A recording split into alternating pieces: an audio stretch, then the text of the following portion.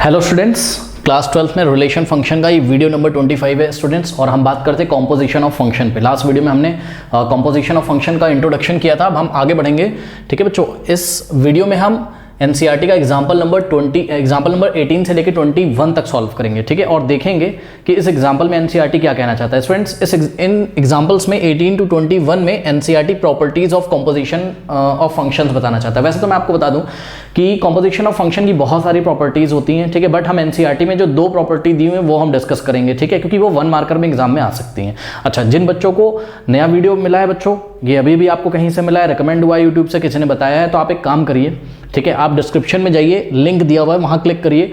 और अगर आपको रिलेशन फंक्शन किसी यूट्यूब चैनल से नहीं समझ में आया, आपके स्कूल कोचिंग में नहीं समझ में आया, तो डेफिनेटली आपको यहाँ से समझ में आएगा, क्योंकि थोड़ा सा अजीब सा चैप्टर है और टाइम तो देखो आपको देना पड़ेगा, है ना। इसको आप रातों रात फिनिश नहीं कर सकते हो, ठीक है। तो चलिए फिर बढ़ते हैं आगे। तो लेते हैं एग्जाम्पल नंबर 18, ठीक। एग्जाम्पल नंबर 18 में बच्चों बोलता है show that if f map from a to b and g map from b to c are 1 1, ठीक है। मतलब फंक्शन f भी 1 1 है और g भी 1 1 है। Then G of map from a to c is also 1 1। अगर फंक्शन f 1 1 है, g भी क्या है 1 1 है, तो गॉफ भी क्या होगा 1 1। सुनो बच्चों, पता है एनसीईआरटी एग्जाम्पल की हेल्प से टॉपिक पढ़ाना चाहता है। पहले तो याद कर लो, क्या याद करोगे, सुनो, सॉल्व तो मैं करूंगा इसको, पहले याद कर लो। क्या याद करोगे कि अगर f भी 1 1 है और g भी 1 1 है, तभी गॉफ क्या होगा 1 1 होगा। मतलब अगर f भी 1 1 है और g भी 1 1 है तो गॉफ हमेशा क्या होगा 1 1, याद कर लीजिए। लेकिन रिवर्स में नॉट बी ट्रू, रिवर्स में नॉट बी ट्रू, तो नोट लगा के कॉपी में सब लोग लिखेंगे रिवर्स में नॉट बी ट्रू का मतलब क्या, कि अगर गॉफ इज 1 1, यहां से यहां चलो, अगर गॉफ इज 1 1 तो सुनो दिस इंप्लाइज f इज 1 1। अगर गॉफ 1 1 होगा, ठीक है, तो क्या जरूरी है कि f भी 1 1 हो और g भी 1 1? जी नहीं। अगर गॉफ 1 1 होगा तो this implies f is always 1 1। हाँ, g 1 1 हो भी सकता है और नहीं भी हो सकता है। तो अगर आपसे कोई पूछे कि f 1 1 है और g 1 1 है तो गॉफ 1 1 होगा, तो आप बोलोगे हाँ। आपसे कोई बोले कि गॉफ 1 1 है, तो इस बात से आप क्या समझते हो, तो आप बोलोगे कि हाँ भाई, गॉफ अगर 1 1 है तो f पक्का 1 1 होगा, g 1 1 हो भी सकता है और नहीं भी हो सकता है, ठीक है। तो बहरहाल हम आगे बढ़ते हैं। तो इस क्वेश्चन में क्या दिया हुआ है कि f 1 1 है बच्चों, f 1 1 है और g 1 1 है, और हमको क्या दिखाना है कि गॉफ भी क्या है 1 1। सुनो बच्चों, एक बात बताऊं, अगर आपको किसी फंक्शन को 1 1 दिखाना होता था, याद करिए, अगर किसी फंक्शन को आपको 1 1 दिखाना होता था तो आप क्या करते थे, आप f of x is equals to f of y लेके चलते थे, याद करिए, ठीक। और ये x और y किसको बिलोंग करते थे, ये फंक्शन की डोमेन को बिलोंग करते थे, याद है। x और y किसको बिलोंग करते थे, फंक्शन की डोमेन को बिलोंग करते थे, याद होगा आपको। और आप ऐसा लेके चलते थे और लेके आते थे, x is equals to y ले आते थे, ठीक है। आप दो एलिमेंट लेते थे इस फंक्शन की डोमेन से। तो सुनो, आपको गॉफ सॉल्यूशन देखिए, ठीक है, वहां पे फंक्शन का नाम f होता था जो हमने पुराने क्वेश्चन किए थे, यहां पे फंक्शन का नाम क्या है, गॉफ है, ठीक। तो क्या हुआ यार, फंक्शन का नाम गॉफ है तो क्या हुआ, ठीक। हम यहां पर क्या करेंगे कि जो फंक्शन है गॉफ हमारा, ठीक, उसकी डोमेन से दो एलिमेंट लेते हैं, ठीक है। देखो गॉफ कहां से कहां मैप कर रहा है, दिया भी हुआ है इन्होंने, गॉफ a से c पे मैप कर रहा है, ठीक।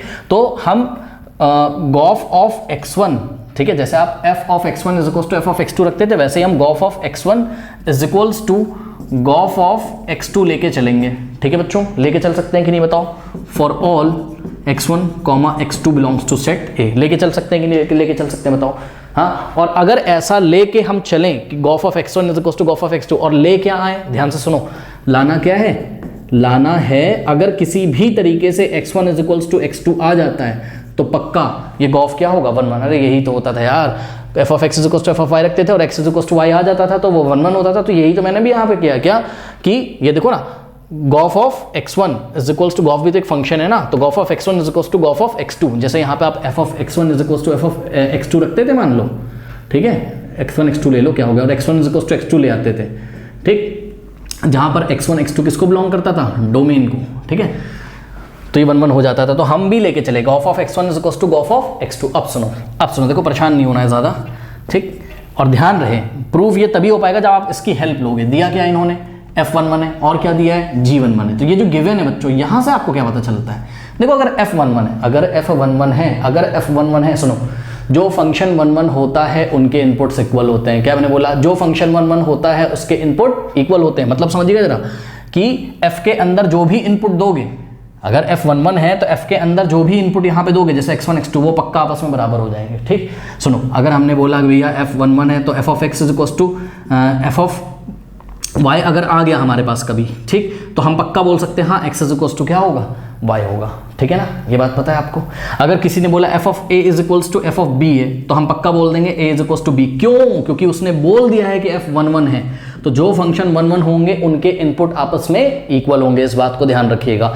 गॉफ अभी 1 1 नहीं, गॉफ को तो 1 1 करना है, रुक जाओ, गॉफ को 1 1 करना है, लेकिन फंक्शन f 1 1 और g 1 1 दिया है, यानी कि f के जो इनपुट्स होंगे वो इक्वल होंगे और इसी तरीके से g के जो इनपुट होंगे वो भी, क्योंकि g भी क्या है 1 1 है। तो यानी कि बच्चों ध्यान दीजिएगा, अगर आपको कहीं पे ऐसा मिल जाए कि g ऑफ समथिंग, यहाँ पर अंदर कुछ भी लिखा हो, suppose g of m is equals to g of n लिखा हो, ठीक, तो m इज इक्वल्स टू क्या हो जाएगा, n हो जाएगा, इस बात को ध्यान रखिएगा। अब आ जाइए वापस यहाँ पर, क्या गॉफ को खोलना नहीं आता आपको? आता है बिल्कुल। क्या होता है इसका मतलब? इसका मतलब होता है g of f of x1, ठीक है भाई। गॉफ का क्या मतलब होता है? g of f of x1 is equals to, gof का क्या मतलब होता है? g ऑफ, ये o की जगह हम ब्रैकेट लगाएंगे, g of f of x2, ठीक है। अब आपका फोकस अंदर होना चाहिए स्टूडेंट्स, ध्यान से चेक करिए। अब आपका फोकस यहाँ पे अंदर होना चाहिए। अगर मैं पूछूं तुमसे, ध्यान से मेरी बात सुनना, अगर मैं पूछूं ये पूरा क्या है, ये पूरा क्या है, बताओ f ऑफ x1 क्या है, ये क्या है, तो तुम बोलोगे g का इनपुट है। ये चेक करो, g का इनपुट है, ये g के लिए इनपुट है भैया, g के लिए ये क्या है, ये इनपुट है। इसी तरीके से ये पूरा क्या है बताओ, f ऑफ x2, ये वाले g, असल में तो दोनों फंक्शन सेम ही है ना, तो ये भी क्या है, g के लिए इनपुट है, g के लिए इनपुट है। और मैंने तुमको क्या बोला था, g क्या है 1 1 है, और जो फंक्शन 1 1 होते हैं उनके इनपुट्स आपस में इक्वल हो जाते हैं। तो दिस इंप्लाइज ये जो इनपुट होगा और ये जो इनपुट होगा ये आपस में क्या हो जाएगा, इक्वल, यानी कि f of x1 is equals to f of x2। आ गया कि नहीं आ गया? अच्छा, रीजन लिखोगे आप साइड में कि ऐसा आपने क्यों किया, तो सिंस g इज 1 1, क्योंकि g 1 1 दिया हुआ है, गिवन है। अब आगे बढ़ो, अब तुम्हारे पास क्या आ गया, f of x1 is equals to f of x2 आ गया कि नहीं आ गया, ठीक। और मैंने क्या बोला था कि अगर f 1 1 है तो उनके इनपुट्स आपस में इक्वल होंगे। तो भैया अगले स्टेप में तुम क्या कर सकते हो, ये देखो, ये जो f है इसका इनपुट x1 है, इधर f जो है इसका इनपुट क्या है, x2। तो इस फंक्शन f के इनपुट्स क्या है, x1 और x2, और f 1 1 है इसलिए x1 x2 क्या हो जाएंगे, इक्वल। तो अगले स्टेप में x1 इज इक्वल्स टू क्या हो जाएगा, x2। अच्छा, रीजन लिखोगे, since f is 1 1, f is 1 1, ये गिवन था, ठीक है। अब सुनो, मैंने तुमको क्या बोला था, मैंने तुमको बोला था gof of x1 is equals to Gauff of x2 लेके चले थे तुम, और आ कहाँ गए, x1 is equals to x2। इसका मतलब क्या है कि gof is 1 1, hence Gauff is 1 1, ठीक है, हेंस गॉफ इज 1 1। तो ये प्रूव हो गया, गॉफ 1 1 है। तो याद रखो, अगर f 1 1 है, g 1 1 है तो गॉफ 1 1 होगा, लेकिन अगर गॉफ 1 1 है तो f कंपलसरी 1 1 होगा, g 1 1 हो भी सकता है और नहीं भी हो सकता है, ठीक है। स्टूडेंट्स लेते हैं एग्जांपल नंबर 19, कहता है show that function f map from a to b and g map from b to c are onto, ठीक है बच्चों। अब ध्यान से चेक करो, इसका ना अगर आप थोड़ा सा डायग्राम बना लो, एरो डायग्राम, तो आपको थोड़ा सा क्लियर होगा। ये सेट a है, ये सेट b है और ये सेट c है। तो ध्यान से चेक करिए कि फंक्शन f कहाँ मैप कर रहा है, a से b, फंक्शन g कहाँ से कहाँ मैप कर रहा है, b से c। और आपको तो पता है कि अगर फंक्शन f a से b मैप करता है और g अगर b से मैप करता है, और अगर गॉफ डिफाइंड है, कई बार मैंने आपको बताया, अगर गॉफ डिफाइंड है तो गॉफ कहाँ से कहाँ मैप करेगा, a से c पे। यानी कि जो गॉफ होगा, ये देखो, जो गॉफ होगा उसकी डोमेन होगी सेट a और को डोमेन होगी सेट c, ठीक है बच्चों। अब सुनो, कहता है कि f ऑनटो है, f ऑनटो है और g ऑनटो, तो आपको दिखाना है कि गॉफ क्या है, ऑनटो। तो मेरी बात सुनो, पहली बात तो अगर आपसे कोई पूछे कि f ऑनटो है और g ऑनटो है तो गॉफ ऑनटो होगा, आप बोलोगे हाँ होगा, बट रिवर्स में नॉट बी ट्रू। मतलब अगर गॉफ ऑनटो है, अगर गॉफ ऑनटो है तो पक्का g ऑनटो होगा, f ऑनटो हो भी सकता है और नहीं भी हो सकता है, ठीक। तो सुनो, यहाँ पे हमने दूसरा नोट लगाया है कि gof is onto implies g is onto. तो मोटी मोटी बात आपने क्या सीखी एग्जांपल नंबर 18 19 में, इसको तो मैं प्रूफ करूंगा, परेशान ना हो, कि गॉफ अगर 1 1 है तो पक्का f 1 1 होगा, गॉफ अगर 1 1 है तो f 1 1 होगा, g 1 1 हो भी सकता है और नहीं भी हो सकता। और अगर गॉफ ऑनटो है तो g ऑनटो होगा, f ऑनटो हो भी सकता है और नहीं भी हो सकता है। तो उसका रिवर्स में नॉट बी ट्रू, ओके। चलो अब सॉल्यूशन के लिए जो हम एक काम करते हैं, पता है क्या, देखो कहता है आप ना जब भी ऐसा आए कि गॉफ इज ऑनटो, तो देखो जरा, देखो उसने क्या बोला कि गॉफ इज ऑनटो, ठीक। तो आप कैसे चलोगे, आप g से f की तरफ चलो, मतलब पहले आप g की बात करो फिर आप f की बात करो, समझो जरा बात को, पहले आप g की बात करो फिर आप f की बात करो। मैंने क्या लिखा, पहले जी की बात करो, फिर एफ की बात करो, एफ की। अच्छा बात करो, अब बात क्या करो, बात ये करो जो उन्होंने बोली है। जी को उन्होंने क्या बोला है, ऑन्टो, तो हम लिखेंगे कि since g is onto, g is onto. यहां से आपको कुछ जानकारी मिलती है, सुनो।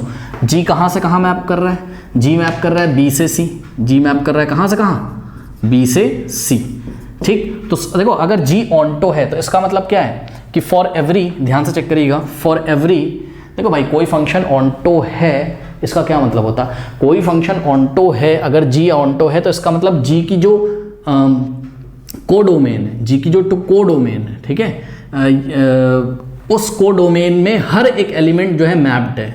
मतलब जी की जो कोडोमेन है उसका हर एक एलिमेंट के लिए सेट बी में, यानी कि उसकी डोमेन में प्री इमेज अवेलेबल है, यही बात है। तो इसी बात को मैं लैंग्वेज में लिखने जा रहा हूँ क्या, कि जी इज ऑन्टो, इसका मतलब फॉर ऑल। एक बात तो मैं आपको बता दूं कि मैं 3 एलिमेंट लूंगा, x belongs to set A लूंगा, y belongs to set B लूंगा और z belongs to set C लूंगा। तो for every z belongs to set C, for every z belongs to set C, there exist, ध्यान दीजिएगा जरा, there exist y belongs to set B as preimage, as preimage. सही बात बोली कि नहीं, बताओ मैंने।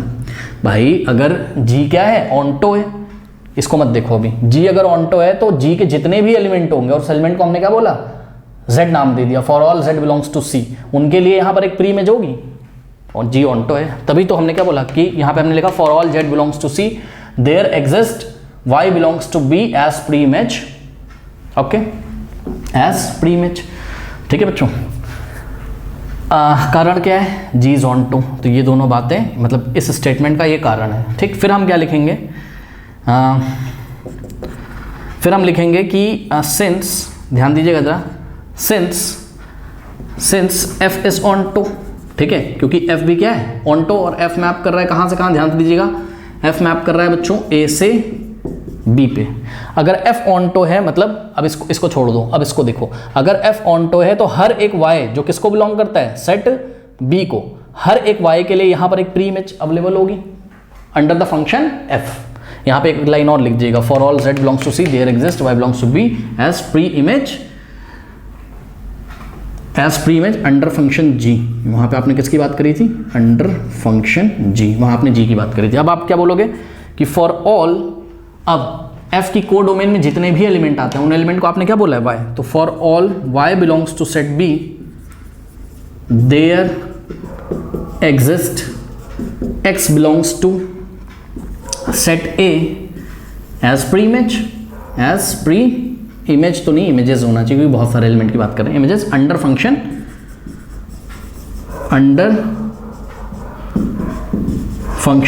f, ठीक है। अच्छा एक चीज हम लोग यहां लिखना भूल गए, इसको भी लिख लीजिए। जब हम ये स्टेटमेंट लिखते थे स्टूडेंट, याद करिए कि for every z belongs to C, there exist y belongs to B as preimages under function g, such that आगे भी तो कुछ लिखते थे, याद है क्या, such that g of, g का इनपुट क्या है, g का इनपुट क्या है, y है, ये देखो ये g के इनपुट है और ये g के output, such that g of y is equals to क्या हो जाता है, z हो जाता है, g of y is equals to क्या हो जाता है, z हो जाता है। ठीक इसी तरीके से for every y belongs to B, there exist x belongs to set A as pre-images under function f, such that कि f of क्या, f of x, क्योंकि f के इनपुट क्या है, x, तो such that f of x is equals to क्या हो जाए, y हो जाए, ठीक। This is equation number 1 and this is equation number 2। अब आपको प्रूफ क्या करना है स्टूडेंट्स, अब आपको प्रूफ ये करना है कि गॉफ ऑन्टो है, ठीक। सुनो, अगर गॉफ ऑन्टो है तो इसके लिए आपको दिखाना पड़ेगा कि जितने भी एलिमेंट बिलोंग करते हैं किसको, C को, जितने भी एलिमेंट बिलोंग करते हैं किसको, C को, उसके लिए एक प्री इमेज अवेलेबल होनी चाहिए कहां, सेट A में, ठीक है। तो ध्यान से चेक करिएगा, to show gof is onto,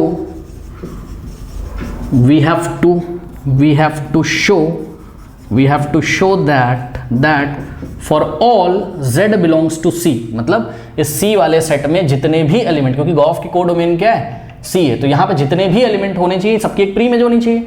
तो for all z belongs to C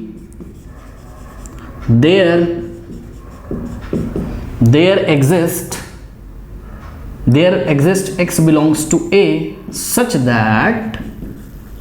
such that कि अगर हम गॉफ को इनपुट क्या दें x, तो आउटपुट हमको क्या मिल जाए, अरे इनपुट तो यहीं से दोगे ना सेट a से, और सेट a के इनपुट्स को तुमने क्या बोला था x, तो सच दैट गॉफ ऑफ, क्योंकि गॉफ की डोमेन क्या होगी, गॉफ की डोमेन वही होगी जो फंक्शन f की होती है, हमने आपको कई बार बताया, ठीक। Such that gof of x is equals to क्या आ जाए, z आ जाए। यही बात आपको लेके आनी। अब देखो मैं यहाँ पे प्रूफ करने जा रहा हूँ, ये स्टेटमेंट लिख दिया ताकि आपको फील हो जाए। बहुत ईजी है यार। देखो हम क्या करेंगे, हम गॉफ ऑफ x लेके चलेंगे। तो जैसे ही हमने गॉफ ऑफ x लेके चला तो हमको इसको सॉल्व भी तो करना आता है। गॉफ ऑफ x का क्या मतलब है, g of f of x, सही है। और इक्वेशन नंबर 2 से देखिए कि f ऑफ x की वैल्यू क्या है, y है, ठीक। तो ध्यान से चेक करिए, f ऑफ x की वैल्यू आप ये देखो, ये f ऑफ x की जगह तुम क्या रख सकते हो, y। और अभी अभी इक्वेशन नंबर 1 में तुमने देखा था कि g ऑफ y कितना होता है, z। तो g ऑफ y कितना हो गया, z हो गया, ठीक है। तो आ तो गया, यही तो लेके आना था कि of of x is equals to z, ठीक है। तो this implies what, this implies for every, ध्यान से सुनिएगा बच्चों, अब यही स्टेटमेंट आपको उतारना है। ये मैं नहीं उतार रहा हूं, अब यहां से लेके यहां तक आपको उतार लेना है फिर से नीचे। तो ये जो आ गया क्या कि gof of x is equals to z आ गया, इसका मतलब हर एक z जो किसको बिलोंग करता है, for all z belongs to c, for all z belongs to c there exist x belongs to what, there exists x belongs to the domain of gof means x belongs to a such that gof of x is equals to z, hence gof is onto। तो इस तरीके से gof को हमने क्या prove कर दिया, onto, ठीक है बच्चों, कर लीजिए। लेते हैं हम एग्जाम्पल नंबर 20th। कह रहा है कि consider the function f and g such that composite Gauff is defined, ठीक है। कह रहा है कि f और g दो ऐसे फंक्शन है कि इनका कॉम्पोजिशन गॉफ डिफाइंड है, कॉम्पोजिशन गॉफ फंक्शन डिफाइंड है भैया। इसका मतलब क्या है कि range of f is the subset of domain of g। भाई गॉफ तभी तो डिफाइंड होगा, मैं आपको पहले बता चुका हूँ। कह रहा है कि इज 1 1, मतलब गॉफ 1 1 है यहाँ पर, और मैंने आपको बोला था कि जब गॉफ 1 1 हो तो f पक्का 1 1 होगा, g हो भी सकता है और नहीं भी हो सकता है, ठीक। कह रहा are the f and g both necessarily 1 1, ठीक। अब सुनो, पता है ये एनसीईआरटी क्यों ये क्वेश्चन देता है, ये 1 1 फंक्शन की बच्चों प्रॉपर्टी होती है, ठीक है। अब एग्जाम में यही क्वेश्चन मेरे ख्याल से तो 1 मार्कर में आ सकता है। अगर देखो 2 नंबर में आया तो मैं तो देखो आपको यही सजेस्ट दूंगा, एक जो मार्क्स लाने वाली बात होती है ना बोर्ड एग्जामिनेशन में, तो यार इस एग्जाम्पल को आप ध्यान से देख लेना। देखो यहाँ से जो सॉल्यूशन इन्होंने किया हुआ है वो मैंने उतारा हुआ है, पता है यहीं पे क्वेश्चन खत्म हो गया है, ठीक। अब सॉल्यूशन में इन्होंने खुद ही 2 ऐसे सेट सोचे हैं, 3 ऐसे सेट सोचे हैं। ये देखो फंक्शन f मैप कर रहा है सेट a से, ये रहा b पे, ठीक। और फंक्शन f ऑफ x इन्होंने डिफाइन कर दिया एक आइडेंटिटी फंक्शन है। f of x is equal to x क्या होता है, आइडेंटिटी फंक्शन, मतलब जो इनपुट डाला वही आउटपुट मिल गया। तो मैं ना तुम्हें इसकी मैपिंग करके दिखाता हूँ बच्चों, ध्यान से चेक करना, ठीक है। ये सेट a है, तो यहाँ पे एलिमेंट है 1 2 3 4, ठीक, 1 2 3 4, ठीक। और ये सेट b है तुम्हारा, ठीक है, b में एलिमेंट है 6 तक, तो 1 2 3 4 5 6, ठीक। अब ध्यान से चेक करो कि function f of x is equal to x है for all x belongs to set a, मतलब जितने भी एलिमेंट किसको बिलोंग करते हो, सेट a को, ये रहा सेट a। तो जितने भी एलिमेंट a को बिलोंग करते हैं, मतलब x की वैल्यू कितनी ले सकते हो, केवल तुम यहाँ 1 2 3 4 ही ले सकते हो, ठीक। तो f ऑफ 1 निकालोगे तो 1 ही आएगा, क्योंकि f ऑफ x इस फंक्शन में इनपुट x रखने पर आउटपुट क्या रहा है, x ही आ रहा है, तो 1 रखोगे तो 1 आएगा, 2 रखोगे तो 2 आएगा। यानी कि जब यहाँ पे a और b के बीच में कौन मैपिंग कर रहा है, फंक्शन f, तो f ऑफ, अरे यार दिखा देता हूँ लो, f ऑफ 1 कितना आएगा 1, इसी तरीके से f ऑफ 2 कितना आएगा 2, ठीक। तो 1 रखने पे 1 आएगा, ठीक, 2 रखने पे 2 आएगा, 3 रखने पे 3 आएगा, 4 रखने पे 4 आएगा। अब कुछ बच्चे तो 5 भी रख रहे होंगे, क्यों रखोगे यार, जब फंक्शन f की डोमेन में 5 अवेलेबल ही नहीं है तो क्यों रखोगे, ठीक। अब ध्यान से सुनो, ध्यान से सुनो, क्या फंक्शन f 1 1 है, हाँ फंक्शन f 1 1 है, ठीक। अब सुनो, अब एक फंक्शन है आपके पास g, और ध्यान से चेक करो ये वाला जो सेट है 1 2 3 4 5 6 वाला, ठीक, वही है, तो ये b हो गया और ये एक नया सेट आ गया c, ठीक। इत्तेफाक से b और c सेम है, कोई बात नहीं, तो ये b है और ये c है, c में एलिमेंट है 1 2 3 4 5 6, और b और c के बीच में कौन काम कर रहा है, function g। Function g map कर रहा है कहाँ से कहाँ, लिख दे रहा हूँ, f मैप कर रहा है a से b पे और g मैप कर रहा है b से c पे। उन्होंने कहा था कि composite Gauff is defined, composite Gauff is defined का मतलब रेंज ऑफ फंक्शन f, ध्यान से चेक करो, फंक्शन f की जो रेंज है मैं यहाँ लिख दे रहा हूँ आपको, रेंज ऑफ फंक्शन एफ की रेंज में केवल 1 2 3 4 आएगा, क्योंकि ये मैप नहीं हुआ है 5 6, तो उसको छोड़ देंगे, 1 2 3 4 ही आएगा। ठीक है, अब ध्यान से चेक करो, रेंज ऑफ एफ जो है वो range of F is the subset of domain of G की डोमेन क्या है, सेट बी, तो सेट बी का सबसेट ही तो है ये। ठीक, इसलिए गॉफ डिफाइंड था। ठीक है, अब जी मैप कर रहा है, किस तरीके से मैप कर रहा है उसका रूल लिखा हुआ है यहाँ पे, ध्यान से चेक करो। मैंने बोला था कोई भी फंक्शन डोमेन से कहाँ मैप करता है, को डोमेन पे। अब such that g of x is equals to x है, लेकिन आगे लिखा हुआ है क्या, for x is equals to 1 2 3 4, केवल 1 2 3 4 के लिए ही ये जो जी फंक्शन है वो आइडेंटिटी फंक्शन है, यानी कि जब आप जी ऑफ 1 रखोगे तो 1 आएगा। ठीक, जब आप जी ऑफ 2 रखोगे तो 2 आएगा, जब आप जी ऑफ 3 रखोगे तो 3 आएगा, जब आप जी ऑफ 4 रखोगे तो 4 आएगा। बस बस बस बस आगे पढ़ो। जब आप जी ऑफ 5 रखते हो तो 5 आता है, तो जी ऑफ 5 पे कितना आता है, 5, और जी ऑफ 6 पे भी कितना आता है, जी ऑफ 6 पे भी कितना आता है स्टूडेंट, 5 ही आता है। ठीक है, तो 6 को थोड़ा सा यहाँ दूर लिख लो, 6 किसी से मैप नहीं है। ठीक है बच्चों, तो ध्यान से चेक करिएगा यहाँ पर, ठीक, कि फंक्शन जी की हालत कैसी है। एफ तो 1 1 हो गया, एफ तो कैसा हो गया, मैं यहाँ लिख रहा हूँ, एफ तो आपने क्लियरली देखा ए से बी पे जो मैप कर रहा है ये तो 1 1 है, क्योंकि distinct element of set A have distinct images in set B. ठीक है, बट एफ जो बी से सी पे मैप कर रहा है स्टूडेंट्स, ठीक है, वो मैनी 1 है, और जो मैनी 1 होता है वो 1 1 नहीं होता है। मैनी 1 का मतलब नॉट 1 1। ठीक है, तो ध्यान से चेक करिए, जी 1 1 नहीं है, ये देखो ना, ये मैनी 1 हो गया जी। ठीक, अब ध्यान से चेक करिए गॉफ की क्या हालत है स्टूडेंट्स, गॉफ की क्या हालत है, क्या आप गॉफ बना सकते हो। ठीक है, तो अगर मैं आपसे बोलूं कि गॉफ किसके किसके बीच में मैप करेगा, तो आप बोलोगे ए से सी के बीच में। तो अब मैं गॉफ को आपको यहाँ फ्रेशली बना के दिखा रहा हूँ, गॉफ ए से सी के बीच में मैप करेगा। ए में क्या क्या एलिमेंट थे, 1 2 3 4, बहुत बढ़िया, 1 2 3 4। सी में क्या क्या एलिमेंट थे, 1 2 3 4 5 और 6। अब बच्चे बोलेंगे कि भाई गॉफ निकाल के दिखाओ, आओ मैं तुम्हें गॉफ के इनपुट देता हूं और आउटपुट निकालता हूं। ठीक, तो गॉफ की डोमेन क्या है, सेट ए, यानी कि एलिमेंट कहां से लोगे, यहीं से लोगे। तो पहले निकालोगे गॉफ ऑफ 1। अब गॉफ ऑफ 1 का मतलब क्या है, जी ऑफ एफ ऑफ 1। ठीक, और जी ऑफ, अच्छा एफ ऑफ 1 कितना है, जाके चेक करो, एफ ऑफ 1 1 है, तो यहाँ हम एफ ऑफ 1 की जगह 1 रखेंगे। अब जी ऑफ 1 कितना था, तो स्टूडेंट जी ऑफ 1 1 ही था। ठीक, तो ध्यान से चेक करिए, गॉफ ऑफ 1 फाइनली कितना आ गया, 1। मतलब इस गॉफ में जब इनपुट 1 डाली गई तो आउटपुट कितनी आ गई, 1। ठीक, इसी तरीके से अगर मैं आपसे बोलूं कि गॉफ ऑफ 2 निकालिए, तो इसका क्या मतलब हो जाएगा, जी ऑफ एफ ऑफ 2। ठीक, अब एफ ऑफ 2 कितना है स्टूडेंट्स, एफ ऑफ 2 कितना है, 2 ही है, तो जी ऑफ 2 हो जाएगा यहाँ। और जी ऑफ 2 कितना है, ध्यान से चेक करो, जी ऑफ 2 2 है, यहाँ से भी आप देख सकते हो जी ऑफ 2 2 है डेफिनेशन से। ठीक, तो आपने क्या देखा, गॉफ ऑफ 2 कितना आ गया, 2, तो गॉफ ऑफ 2 कितना आ गया, 2। इसी तरीके से स्टूडेंट्स अगर मैं आपसे बोलूँ कि क्या निकालो, गॉफ ऑफ 3 निकालो, तो आप बोलोगे जी ऑफ एफ ऑफ 3 निकाल लो। ठीक, तो जी ऑफ एफ ऑफ 3 का क्या मतलब हो जाएगा, जी ऑफ एफ ऑफ 3 का मतलब हो जाएगा जी ऑफ एफ ऑफ 3 कितना था तुम्हारा, एफ ऑफ 3 3 था, यानी कि जी ऑफ 3। और जी ऑफ 3 कितना है स्टूडेंट, ध्यान से चेक करिएगा, जी ऑफ 3 कितना है, 3 है। ठीक, तो गॉफ ऑफ 3 कितना आ गया, 3। ठीक, ये देखो बहुत बढ़िया। ठीक, इसी तरीके से अगर मैं बोलूँ कि गॉफ ऑफ 4 निकालो, तो आप बोलोगे कि जी ऑफ एफ ऑफ 4 निकालो। ठीक, अब एफ ऑफ 4 कितना था, 4 था, और जी ऑफ 4, एफ ऑफ 4 की जगह 4, और जी ऑफ 4 भी तो 4 है, चेक करो, जी ऑफ 4 भी तो 4 है, तो 4 किससे मैप हो गया, 4 से।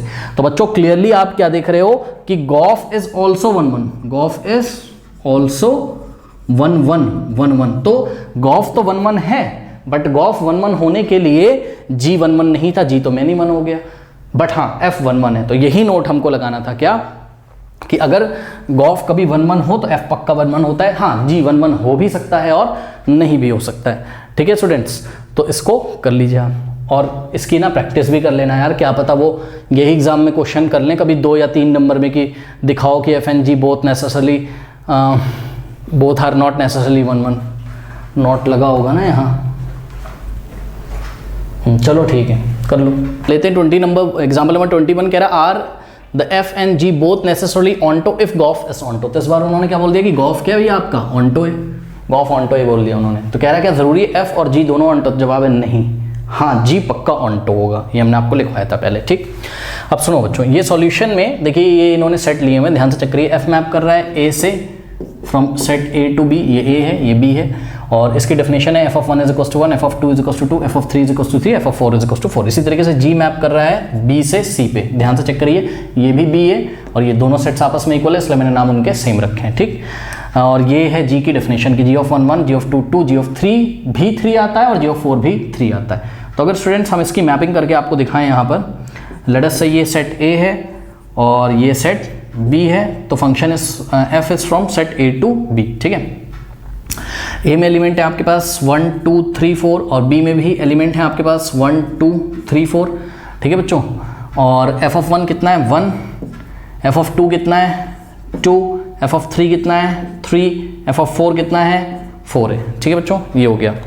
अब यहीं पे हम चलिए सी बना ही लेते हैं आगे। तो ये सेट सी है और सेट सी ये रहा, इसमें एलिमेंट है 1 2 3, सॉरी 1 2 3, ठीक है 1 2 3। और फ्रॉम बी टू सी कौन सा फंक्शन मैप कर रहा है, जी, जी मैप्स फ्रॉम बी टू सी। ध्यान से चेक करिए, जी ऑफ 1 कितना आता है 1, ठीक, जी ऑफ 2 कितना आता है 2, जी ऑफ 3 कितना आता है जी ऑफ 3 कितना आता है 3, तो जी ऑफ 3 3 और जी ऑफ ये 3 लिखा हुआ है यार, और जी ऑफ 4 भी कितना आता है 3, ठीक। अब आप क्लियरली देख रहे होगे कि f तो 1 1 है, f मैनी 1 नहीं है, f क्या है 1 1 है, और f ऑन्टो भी है। ध्यान से चेक करिए,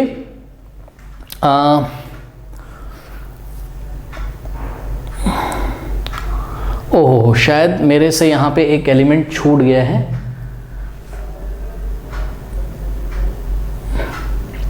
एफ ऑफ 1 1 है, एफ ऑफ 2 2 है, अच्छा एक गलती हो गई student, f of 3 is equals to f of 4 is equals to, यहाँ पर लिखा था f of 3 is equals to f of 4 is equals to f of 3 is equals to f of 4 is equals to 3 दिया हुआ है, ठीक है।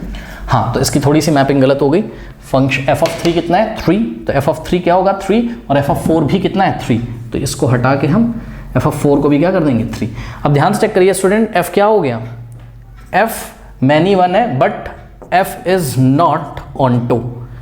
यहाँ पे चेक करिए, F is not onto, F onto नहीं है, क्यों, क्योंकि बी में ये वाला एलिमेंट खाली हो गया, 4 खाली हो गया ना, there is no preimage, f is not onto because there is no preimage of 4 in domain A. Set A में इस 4 की कोई इमेज नहीं। अभी आप सी को मत देखो यार, ए और बी को देखो, ठीक। तो फंक्शन एफ मैप कर रहा है ए से बी तक, फ्रॉम ए टू बी, तो 4 की कोई प्री इमेज यहाँ नहीं है, इसलिए एफ ऑन्टो नहीं हो पाया। अब जी को ध्यान से चेक करो, ठीक, जी को अगर आप चेक करोगे तो जी तो ऑन्टो है, क्यों, क्योंकि for every g is onto. ध्यान से चेक करो बच्चों, यहाँ लिख रहा हूँ मैं, G is onto because for all suppose कोई एलिमेंट यहाँ का ए है, for all A belongs to set C. अरे आप खुद लिख लेना, इतना नहीं। अब आप देखो, हर एक एलिमेंट जो सी में है उसके लिए यहाँ पर एक प्री इमेज अवेलेबल है। अब आप ए को मत देखो, तो जी मैप कर रहा है बी से सी, और सी के हर एक एलिमेंट की प्री इमेज यहाँ पे अवेलेबल है, तो जी तो ऑन्टो हो गया। आइए गॉफ बनाते हैं, ठीक। और गॉफ जो होगा वो कहाँ से कहाँ मैप करेगा, सेट ए से सी की तरफ। तो यहाँ पे बनाते हैं क्या, सेट ए, और यहाँ पे बनाते हैं सेट सी, ए और सी, ठीक है स्टूडेंट। अब सबसे पहले आप यहाँ पे थोड़ा फोकस करिएगा, यहाँ मैं थोड़ी जगह बना रहा हूँ। तो अगर हम निकालें गॉफ ऑफ डोमेन क्या है, ए में कितने एलिमेंट है 1 2 3 4, और सी में कितने एलिमेंट है 1 2 3, ठीक है बच्चों।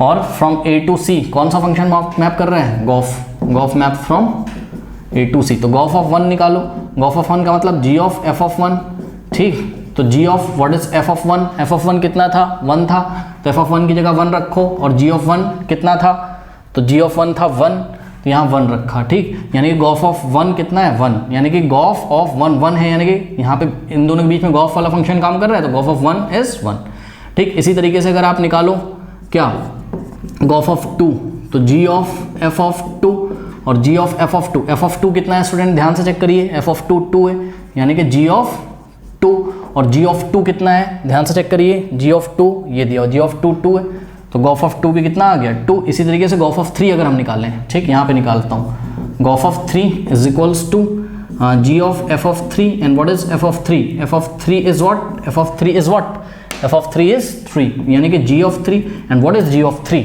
जी ऑफ 3 इज 3, ठीक, ये आ गया, यानी कि गॉफ ऑफ 3 इज 3, तो गॉफ ऑफ 3 इज 3, ठीक है बच्चों।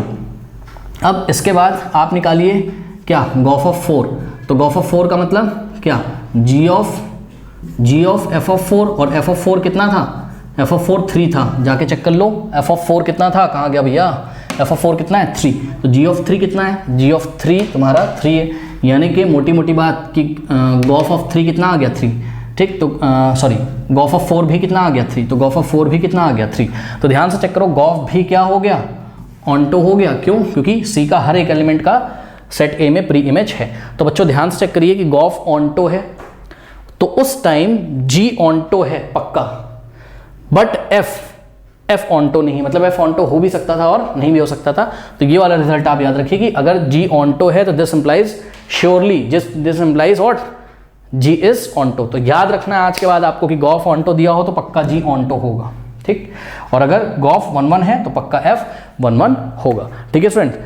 तो ये कॉम्पोजिशन ऑफ फंक्शन पे हमने बात करी। चलिए नेक्स्ट टॉपिक के साथ, दैट इज इन्वर्टेबल फंक्शन के साथ या इनवर्स ऑफ फंक्शन के साथ हम मिलते हैं नेक्स्ट वीडियो में। तब तक के लिए पढ़ते रहिए, बढ़ते रहिए, ऑल द बेस्ट। हाँ एक बात और, वेक्टर्स और 3 डायमेंशनल ज्योमेट्री का लिंक नीचे दिया रहता है, मन हो तो उसको भी स्टार्ट कर दीजिए, ठीक है।